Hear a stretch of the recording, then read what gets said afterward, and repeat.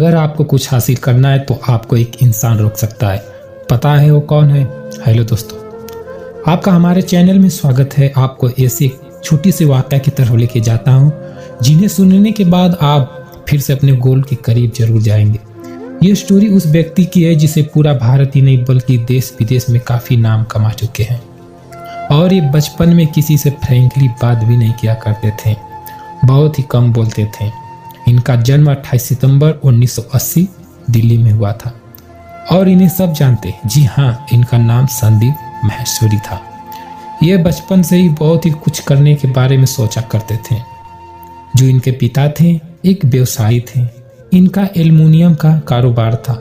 लगभग 10 साल चलने के बाद व्यापार बिल्कुल ठप हो गया। परिवार की सहायता के लिए उन्होंने मां के साथ मिलकर मल्टी मार्केटिंग कंपनी को ज्वाइन किया, जिससे घर में ही चीजों को बनाना और बेचना होता था और ये भी नहीं चल सका। अब संदीप का परिवार आर्थिक संकट से जूझने लगा और ये हालात देखकर इनके पिता के ऊपर पूरा संकट सा छा गया। संदीप ये सब देखकर अपने परिवार के लिए कुछ करना चाहते थे। संदीप परिवार के लिए बहुत ही कुछ किया मगर कुछ नहीं हो पाया। आखिरकार उन्होंने अंत में आकर परिवार चलाने के लिए पीसीओ का काम शुरू किया। हालांकि उस समय मोबाइल जैसा नहीं था, तो ये काम कुछ दिन अच्छा चला। ये काम उनकी मां संभालती थी और संदीप को पारिवारिक और आर्थिक संकट के कारण उसी बीच में पढ़ाई छोड़नी पड़ी। ये दिल्ली के किरोड़ीमल कॉलेज से कॉमर्स में स्नातक कर रहे थे और फिर उन्होंने सन 2000 में फोटोग्राफी करना आरंभ किया। जो इन्हें फोटोग्राफी का बहुत शौक था। इसी कारण और आरंभ में कई तरह से पेशे के रूप में अपनाने की कोशिश की। इसी सिलसिले में कुछ मित्रों के साथ एक छोटा सा व्यापार भी आरंभ किया, किंतु वे सभी असफल हो गए। किस्मत ने उनके लिए कुछ और ही चुना था और ये सब देखकर संदीप माहेश्वरी बहुत ही निराशा से जीने लगे। पर उसी समय अपने दोस्त के साथ एक मार्केटिंग कंपनी में सेमिनार में हिस्सा लिया। उस दिन संदीप माहेश्वरी को कुछ समझ में नहीं आया। उन्होंने जो भी सुना उनके लिए अनजानी सी वो बात थी। सेमिनार में कई साल का लड़का संदीप को एक बार फिर से अपनी निराशा से संघर्ष करने का हौसला दिया। इस हौसले के साथ संदीप को नए तरह की उद्यम आरंभ करने की प्रेरणा मिली। अब संदीप ठान लिया 21 साल के लड़के की तरह ही एक नया उद्यम आरंभ करेंगे।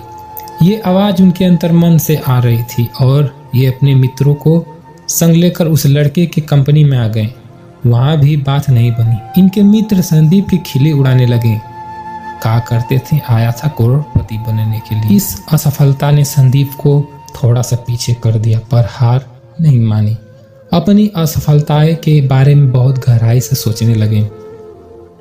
फिर इन्होंने अपनी गलतियों को सुधारने का उपाय सोचा और उन्हें लगा कि शायद साझेदारी पर विश्वास न करके भूल की है। संदीप को लगने लगा कि जब एक अपना संघर्ष के कटुता को अनुभव से नहीं गुजरते, सफलता आपको नहीं मिलेगी।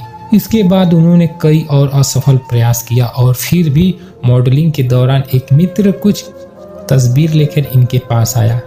उन तस्वीर को देखकर ऐसा प्रतीत कि उनके अंतरात्मा से आवाज आई, ये व्यवसाय उनके लिए है। और उनके अंदर फोटोग्राफी का जुनून तो पहले से ही था। उन्होंने कुछ जानकारी हासिल करी।